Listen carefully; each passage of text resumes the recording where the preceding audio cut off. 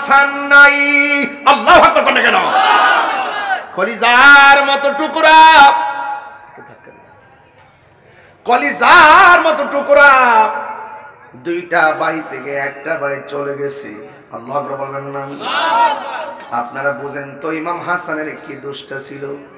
যাদের হাতের মধ্যে থাকবে জান্নাতের চাবি, কথা কোন ঠিক কিনা? যারা জান্নাতের সর্দার হবে, এটা যদি ও যুবকের দল যুগে যুগে মুসলমানদেরকে ক্ষতি করছে মুনাফিকরা, আজকের এই মাহফিলটা বন্ধ করার জন্য হিন্দুরা ষড়যন্ত্র করে নাই, খ্রিস্টানরা ষড়যন্ত্র করে নাই, ইহুদিরা ষড়যন্ত্র করে নাই, ষড়যন্ত্র করছে মুনাফিক মুসলমানেরা। কথা বলেন ঠিক কিনা? এই জন্য আমি বলছিলাম হকের জন্য জীবন দিতে হবে। আল্লাহ রাব্বুল আলামিন কুরআনের মধ্যে বলে দিয়েছেন, ওয়ালা তাহসাবান্নাল্লাযীনা কুতিলু ফি সাবিলিল্লাহি আমওয়াতা বাল আহইয়াউন ইনদা রাব্বিহিম ইউরযাকুন। আল্লাহ রাব্বুল আলামিন বলেন, যারা আমি আল্লাহর পথে জীবন দেয় ওদেরকে মৃত বলে ধারণা করিও না। এরা কোনো জিন্দা, শুধুমাত্র জিন্দা নয়, কবরের ভিতরে এরা জান্নাতি রিজিক খাইতেছে। আরেক জায়গায় আমার আল্লাহ বলছেন, ওয়ালা তাকুলু লিমান ইউকতালু ফি সাবিলিল্লাহি আমওয়াত বাল আহইয়াউ ওয়ালাকিন লা তাশউরুন। আল্লাহ বলে, যারা আমি আল্লাহর পথে জীবন দেয় এদেরকে তোমরা মৃত বলিও নাই। এক জায়গায় বলতেছে মৃত বলে ধারণা করিও না, আরেক জায়গায় বলতেছে মৃত বলে মুখ দিয়ে বলিও না। মুখেও বলা যাবে না, ধারণাও করা যাবে না। কেন? আল্লাহ রাব্বুল আলামিন কয়, ওয়ালাকিন লা তাশউরুন। আল্লাহর প্রতি যারা জীবন দেয় ওরা হলো জিন্দা। এই মরাটা আবার কেমনে জিন্দা? আল্লাহ বলে তোমরা তা বুঝবে না। তাই তো নবীর প্রেমিক, নবীর আহলে বায়তের সদস্য ইমামে আলী মুকাঞ্জন কারবালার ময়দানে গিয়েছেন। শাহর বানু ডাক দিয়ে কয়, স্বামী গ দেখেন না ওরা না আসছে আমরা আগায় নেওয়ার জন্য।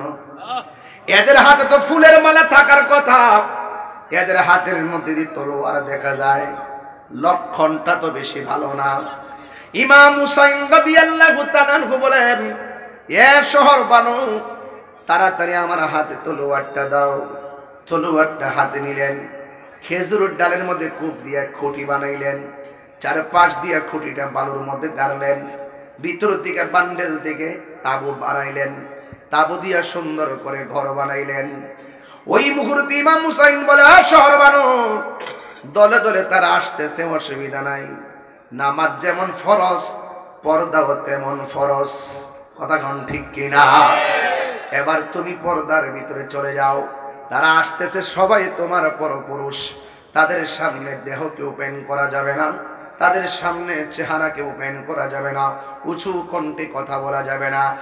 ইমাম আলী মুকাম ডাক দিয়া বলছে, ও শহর বানু চিন্তা কইও না, ওরা যে তলোয়ার নিয়ে আইছে ঘটনা খেয়াল করছো নি? আমার নানা জান আমার বইলা গেছিল যে জায়গায় গেলে গোড়ার পা গুলো মাটির নিচে ডুবে যাবে। যেই খেজুরের ডালের মধ্যে কূপ দিলে ওই ডাল থেকে রক্ত বের হবে, তাকায়া দেখো না ডাল থেকে ফুটা ফুটা রক্ত ঝরতেছে, আর গোড়ার পা গুলো মাটিতে ডুবে গেছে। আমার নানা জান বলছিল এমন আলামত যদি দেখা যায় মনে রাখবা তুমি শহীদ হয়ে গেছো। ও বন্ধু, কেন বারবার সুন্নিরা বলে নবী হলো গায়েবের খবর দেনেওয়ালা, নবী হলো গায়েবের খবর দেনেওয়ালা।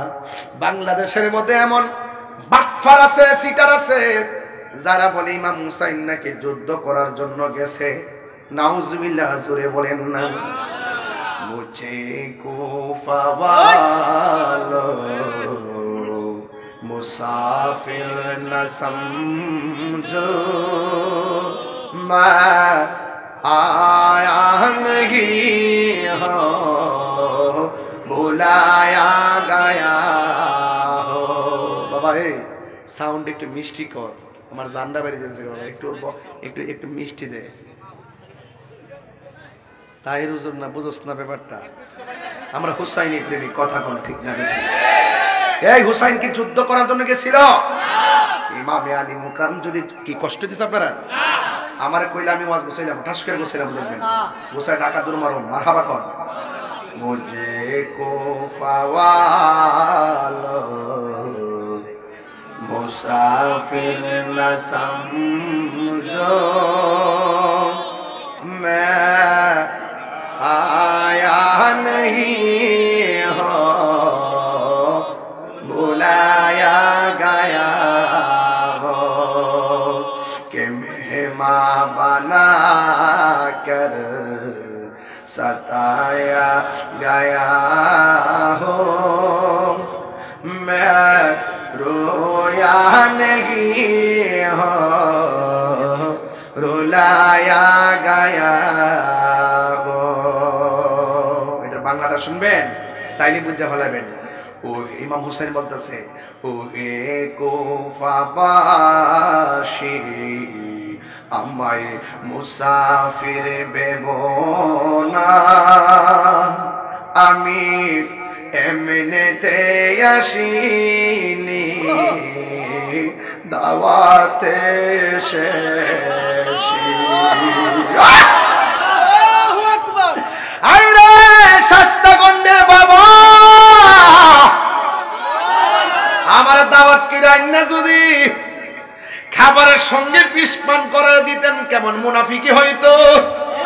আমার দাওয়াত কি রান্না যদি স্টেজের মধ্যে না উঠাইয়া অপমান করতেন তাইলে কেমন হইতো। ইমাম হুসাইন কয়, তোরা আমারে কইছস আমি আসলে আমার কাছে তোরা বায়াত হবে, এইভাবে দাওয়াত দিয়া আমার আইনা যেই নবীর সৃষ্টি না করলে পানি সৃষ্টি হইতো না, সেই নবীর আওলাদের জন্য পানি বন্ধ করে দিয়েছিস। কথা বলেন ঠিক কিনা বাবা?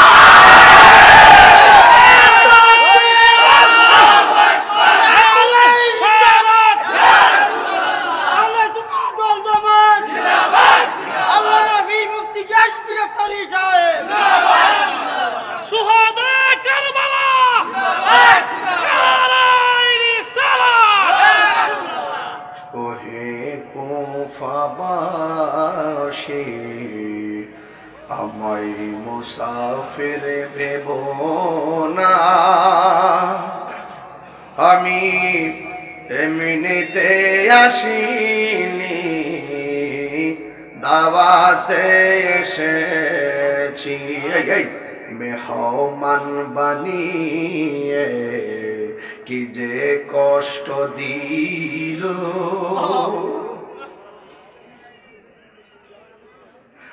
মেহমান বানিয়ে কি যে কষ্ট দিল, আমি কাঁদিতে আসিনি,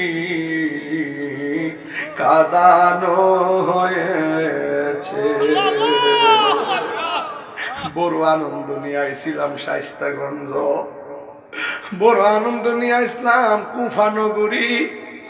তোরা করলে কি? আমার মস্কের পানি শুকায় গেছে, বাচ্চাগুলা পানি পানি বলে কাঁদছে। खुदा जाने कैसी है ये मेज़बानी, बहादुर पिपासाয় পানি বন্ধ করি। আল্লাহ জানে কেমন মেহমানদারি, বাহাদুর পিপাসায় পানি বন্ধ করি। কপালে ছিল মোর হাউজে কাউসার কপালে ছিল মোর, হাউজে কাউসার আমি তৃষ্ণার তো নয় বানানো হয়েছে। যে মাথা ঝুঁকাতো আল্লাহরই দরবারে, সে মাথা কাটিল এজিদ সীমারে। ইয়া হুসাইন, যে মাথা ঝুঁকাতো আল্লাহরই দরবারে, সে মাথা কাটিল এজিদ সীমারে।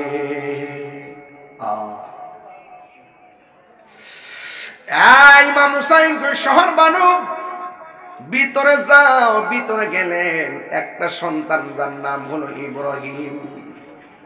ইমাম হুসাইন কয় আমি মরেছি এমন নয়, জিন্দা হয়েছি। তোরা মনে করছিস আমি মরে গেছি? না, আমি মরি নাই। যারা আল্লাহর পথে জীবন দেয় এরা জিন্দা বলেছেন কে? ও আমার যুবক ভাইয়েরা, কি দিয়ে ওয়াজ বুঝাইতাম? আমার নবী, আপনার নবীর প্রিয় নাতি কারবালার জমিন আমি ধাপে ধাপে কথাগুলো বলবই। কে রাগ করলো গোসা করলো আমার কোনো কিছু আসে যায় না। আমার একটাই পরিচয়, আমি হুসাইনি মুসলমান। লাল চক্ষুকে আমি ভয় পাই না। আমার চোখের মধ্যে আছে মদিনার সবুজ গম্বুজের দৃশ্য। কথা বলেন ঠিক কিনা? ইমাম হুসাইন রাদিয়াল্লাহু তাআলা আনহুর সন্তান, যার নাম হলো হযরতে আলী আকবর। আলী আকবর ডাক দিয়ে বলে, বাবা গো, দেখছেন নি তারা কেমনে মুনাফিকিরা করলো? ওরা দিয়ে আমরা মারার জন্য আসতেছি। আম গাছে আম ধরে, জাম গাছে জাম ধরে, যেমন বাপ তেমন সন্তান। কথা বলেন ঠিক কিনা? ডাক দিয়া বলে, বাবা ওরা আসতেছে, অসুবিধা নাই, আপনি জায়গা মতো থাকেন, আমার বিদায় দেন, আমি প্রথম তাদের সঙ্গে মোকাবেলা করব। ইমাম হুসাইন রাদিয়াল্লাহু তাআলা আনহু বলেন, ও বাবা, না না, তুমি যাও না। নাভি থেকে নিচের অংশটা পাইছি আমি আমার নানার মতন। সুবহানাল্লাহ। আর নাভি থেকে উপরের জায়গাটা পাইছে তোমার চাচা ইমামে হাসান নবী নানার মতন। আর তোমার কণ্ঠটা শুনতে ডাইরেক্ট আমার নানার মতন লাগে। তুমি যখন আমারে ডাক দাও, মনে হয় যেন আমার মদিনার নানা আমার সঙ্গে কথা বলতেছে। ও আলী আকবর, তুমি যাইও না। আলী আকবর ডাক নিয়ে কয়, বাবা গো, যদি আমি না যাই এই পরীক্ষার সময় আপনার মদিনার নানা কি খুশি হবে না, বেজার হবে? আমি তো ঘরে বসে থাকতে পারবো না। ও বন্ধুরে, ও শাস্তাগঞ্জ পুরান বাজারের বাবা, এবার ইমাম হুসাইন কই, পুত্রে পারলাম না তোরে দইরা রাখতে, যা বাবা যা। তবে যাওয়ার সময় বারবার পিছন দিকে ঘুরে ঘুরে আমার একবার বাবা কয়ে ডাক দিও, কারণ এই কণ্ঠের আওয়াজটা শুনলে আমার কাছে বড় মজা লাগে, মনে হয় যেন মদিনার নানা আমার ডাক দিছে। ঠিক আছে বাবা। হাতের মধ্যে তলোয়ারটা লইয়া সুন্দর করে রওনা দিয়ে আলবিদা আবি আলবিদা, ও বাবা আমার বিদায় দেন, বিদায় বিদায় বলে তিনি রওনা হয়ে গেল। আরে আমার সমাজের মধ্যে একটা কথা আছে, কুলার বিষ কুলার ডালে। এমন কিছু মানুষ আছে, একজনের না পাইরা একবার আর গায়ের মধ্যে আঘাত করতে না পাইরা দোকানে আগুন লাগায়, এমন মানুষ সমাজে আছে না? এবার এমন ভাবে ওই কুফা নগরীর মুনাফিক মুসলমানরা যখন ইমাম হুসাইনকে দেখে নাই, তখন আলী আকবরের পাইয়া তেলে বেগুনে জ্বলে উঠছে। বাপের সঙ্গে যেহেতু পারি নাই, তার ছেলেরে ঠিক পেরে ফেলামু। ডান দিক দিয়ে আক্রমণ করে আল্লাহ রহমতে পারে না, বাম দিক দিয়ে আক্রমণ করে আল্লাহ রহমতে পারে না, সামনে দিক দিয়ে আক্রমণ করে আল্লাহ রহমতে পারে না। আপনারা জবান খুলে বলেন, আহলে বাইতের গাহের মধ্যে গাহের জোর না বেলায়েতের জোর? ওই বেলায়েতের জোর লইয়া যখন তিনি যুদ্ধ শুরু করে দিলেন, কোনোভাবে পারে না। এবার চতুর্দিক দিয়ে আলী আকবরকে এমন ভাবে গ্রাও করলো, এরা সিদ্ধান্ত নিল কণ্ঠটারে তাড়াতাড়ি ছিদ্র কইরা দেয়, কণ্ঠটারে ধ্বংস কইরা দেয়। একটা বিয়াদব আইসা আলী আকবরের গলার ভিতরে এমন শরীরকে তীর ঢুকাইয়া দিছি। আলী আকবর তিনি মনে মনে কল্পনা করলে কি রে, যে এই কণ্ঠটা আল্লাহ আমাকে আমার নবীর মতন দান করছে, এই কণ্ঠের মধ্যে তোরা কেমনে আঘাত করলি? এই কথা বইলে হঠাৎ করে মনে হয়ে গেছে আমার আব্বা না আমার ডাকটা শুনবার লাগে পাগল। আমি জন্মের মতন শেষবারের মতন আমার বাপের একবার বাপ কইয়া ডাইকা আসি। নবীর প্রেমিকেরা দিশাহারা মরণের ভয় করে না, প্রেম তো মরে না। আমার যুবক ভাইরা, ওয়াজের বিষয় কারবালা বুঝতে হবে, আপনাকে ঘটনা বলতে হবে। একটু বলেন বলেন, নবীর প্রেমিক দিশাহারা মরণের ভয় করে না,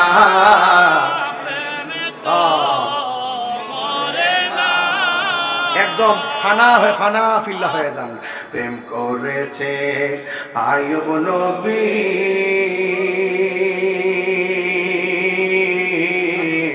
তার প্রেমে রহিমা বিবি গো, ওরে 18 সাল কি রাখাইল তব প্রেম তো ছাড়ে না, প্রেম তো নবীর প্রেমিকেরা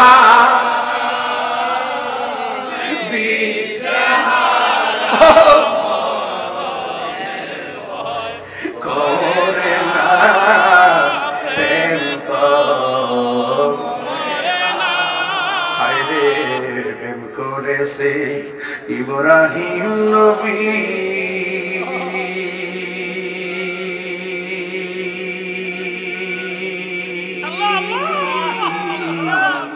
নমরুদের আগুনে ফেলি গো,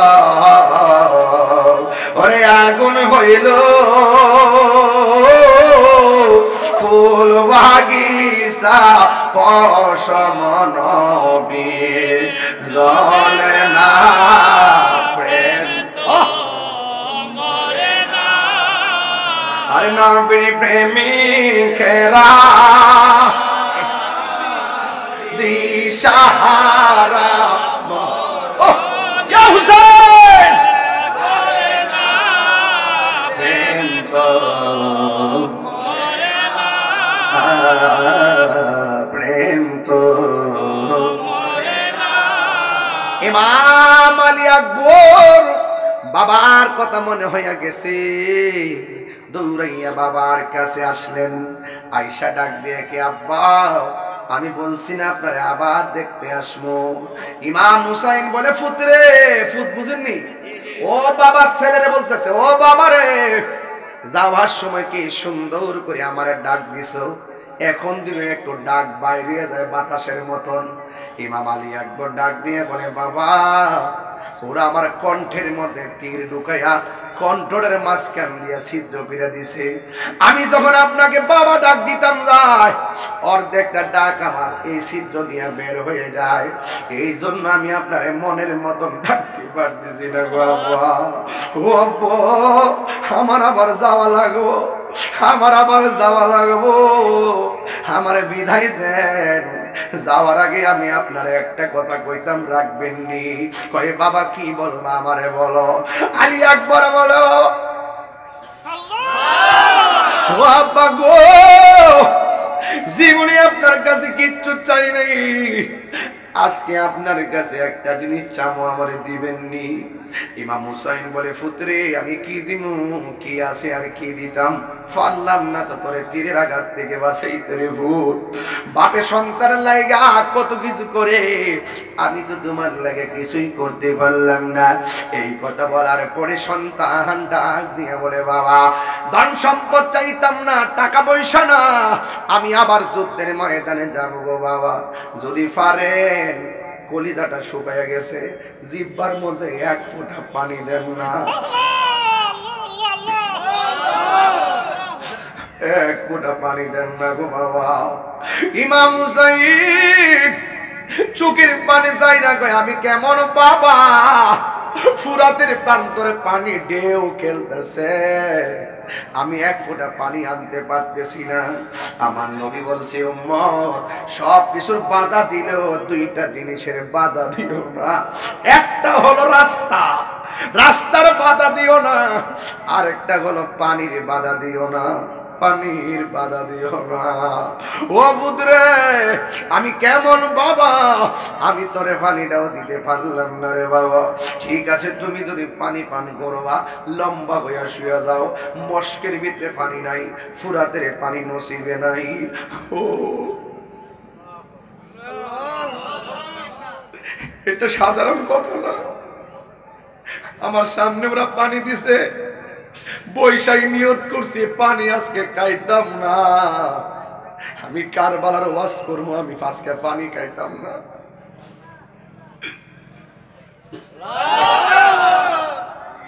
সন্তান দিয়ে গই বউরে, ও বাবা আমি কেমন বাপ, কূপের মধ্যে পানি নাই, মস্কের মধ্যে পানি নাই, ফুরাতের পানি আনতে গেছি, পানি দেয় নাই। ও বাবা, তুমি লম্বা হয়ে শুয়ে যাও, সন্তানটা পানির জন্য শুয়ে গেছে রে বাবা। ফুতে মনে করছে আমার বাপে বুঝি আমারে মস্কের পানি মুখে ডাইলা দিব, আমার বাপে বুঝি আমারে ফুরাতের পানি বুঝি আমার মুখে ডাইলে দিব।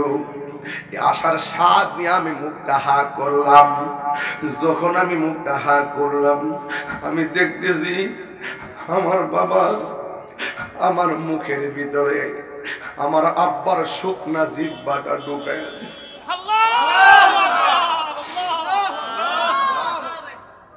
আমার আব্বার শুকনা জিহ্বাটা ঢুকাইয়া আমারে বলতেছি, পুত্রে ও নে নে যত পারস পানি টাইম না খা। ফুলাই ডাক দিয়ে কি, আব্বা আমার আব্বা সিদ্দিক কেন আমি পানি চাইলাম, কিন্তু আপনার তো আব্বা নাই, এই জন্য বুঝি আপনি পানি চাইতে পারেন না। ও বাবা গো, আমি তাকে দেখতেছি আমার জিহ্বার চাইতে আপনার জিহ্বাটা আরো বড় শুকনা হইয়া পড়ে আছে। আমি না হয় আপনার কাছে পানি চাইলাম, আপনি কার কাছে পানি চাইবেন? ও বন্ধু, কি দিয়া বুঝাইতাম, কেমনে বুঝাইলে আপনারা ওয়াজটা বুঝবেন? খাজা গরিবে নেওয়াজ রে যখন ওই পিতৃরাজ রাই বলছে পানি পান করা যাবে না, পিতৃরাজ রাই বলছে আনা সাগর ব্যবহার করা যাবে না, ওই খাজা গরিবে নেওয়াজ লুটার ভিতরে সব পানি ঢুকাইয়া দিছে। ওই পিতৃরাজ রায় যায় আনা সাগরে পানি মিশাইয়া বানান। আর পিতৃরাজ রায় বলতেছে এটা অন্য কারো কাম না, এটা হলো মঈনুদ্দিন ভাইয়া যদি কোনো একদিন সুযোগ পাই, খাজা গরিবে না ওদের শান কবু যদি আইতাম পারি কোনো একদিন। ও ডাক দিয়া বলতেছেন, ও পৃথিবীর মানুষ, খাজা গরিবে নেওয়ার যদি এমন ভাবে আনা সাগরের পানি যদি ওই লুটার ভিতরে ঢুকাইতে পারে, আপনারা জবানটা খুলে গন, সাহাবায়ে কেরাম যে ঘোড়ার উপরে দৌড়াইয়া যুদ্ধ করে, এই ঘোড়ার পায়ের ধুলার সমানও আব্দুল কাদের জিলানী না, খাজা গরিবে নেওয়াজ না। ওই খাজা গরিবে নেওয়াজ যদি ওই আনার সাগরের পানি লুটার ভিতরে আনতে পারে। ইমাম হুসাইন যে পাওয়ারফুল, যাদের জন্য আল্লাহ জান্নাত থেকে খাবার পাঠায়, যাদের জন্য আল্লাহ জান্নাত থেকে জামা পাঠায়। ও বন্ধুগণ, ইমাম হুসাইন যদি কইতো ফুরাতের পানি তোরে কেউ করছে, আয় মস্কের ভিতরে পানি আই, আপনারা জবান খুলে বলেন ইমাম হুসাইন রাদিয়াল্লাহু তাআলা আনহু ফুরাতের পানি মস্কের ভিতরে আনতে পারতো কি পারতো না? আরো বড় করে বলুন না, পারতো কি পারতো না? এরপরে কেন আনে নাই? কারণ আমার নবী, আপনার নবী বলে গেছে, ও হুসাইন, তোমার রক্তের ফোঁটার সঙ্গে আমার গুনাহগার উম্মতের নাজাতের সম্পর্ক রয়েছে। আমার জীবন মরণ সাজাবো মাদানী রঙে। সবাই বলেন না, আমার জীবন মরণ মাদানী রঙে। সেই রঙে রঙ্গিনী হলে, সেই রঙে রঙ্গিনী হলে আল্লাহ রাসূল থাকবেন আমার সঙ্গে। সেই রঙে রঙ্গিনী হলে আল্লাহ রাসূল থাকবেন আমার সঙ্গে। আমার জীবন মরণ সাজাবো মাদানী রঙে, আমার জীবন মরণ সাজাবো মাদানী রঙে। জোরে কি আল্লাহু আকবার বলা যাবে না? ইমাম আলী আকবর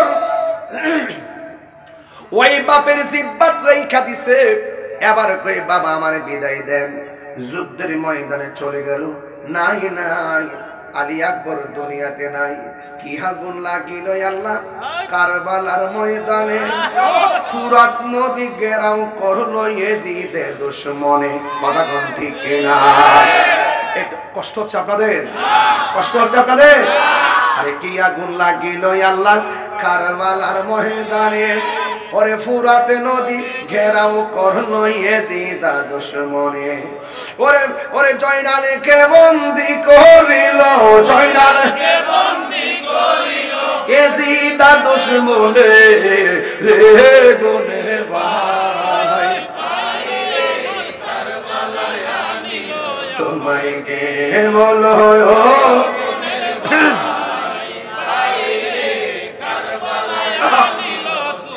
হাসান শহীদ জহর খাইয়া হুসেন শহীদ রনে, আকবর আসগর তীর খাইল পানির কারণে। ওই হাসান শহীদ জহর খাইয়া হুসেন শহীদ রনে, ওরে আকবর আসগর তীর খাইল পানির কারণে।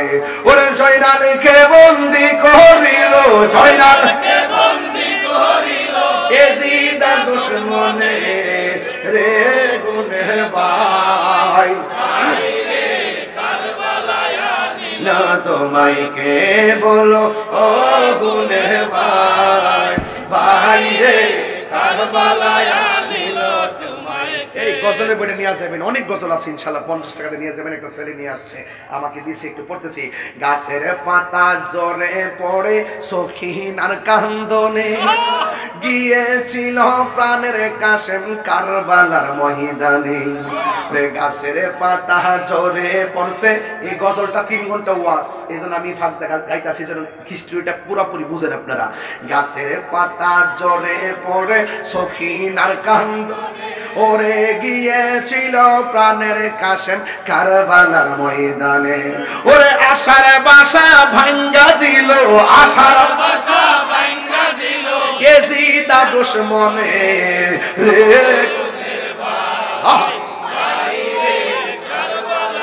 নীল তোমায় কে বলো, ও গুনে ভাই, ভাই রে তোমায় কে। একটা জবানও বন্ধ রাখি, কষ্ট হইতেছে আপনাদের? একটা জবানও বন্ধ রাখবেন না, চিৎকার মেরে কন্যা আলী আকবর। নাই নাই সাদের আলী আকবর দুনিয়াতে নাই, শহীদ হয়ে গেছি শাহাদাতের